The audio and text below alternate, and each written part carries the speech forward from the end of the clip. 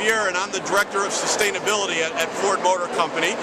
One of my main roles is to make sure that our vehicles are produced in a more environmentally friendly way. And what we're showing here in the Ford booth at the Green Festival in Chicago is the sustainability approach from a material standpoint on our interiors. So behind me, you can see an example of a door trim panel. So this is what you see on the inside of the door.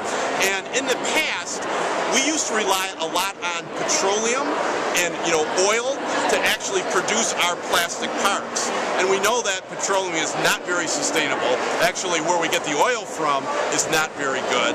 And we thought it's much better if we can move more toward a feedstock for our interior parts that don't rely on petroleum. And we actually found some great examples. Actually using plant-based material for our interior components.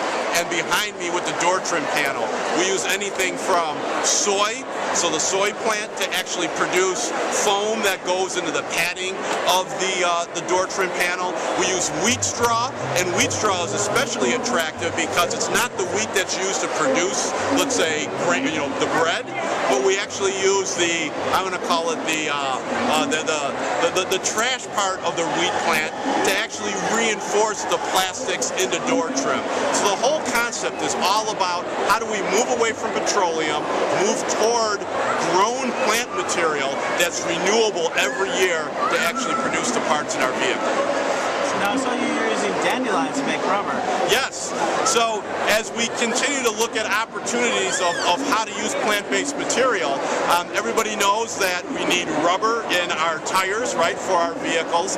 Well, we have this new concept. We're actually looking at dandelions and taking the milky substrate from the dandelion stem to actually produce synthetic rubber that could be used in tires. And we have a lot of people that tell us that's fantastic news, Ford, because I could be a supplier of that part. I have a whole yard full of dandelions. But it's just an exciting way of how do we get plant-based material and use plant-based material for the content in our products.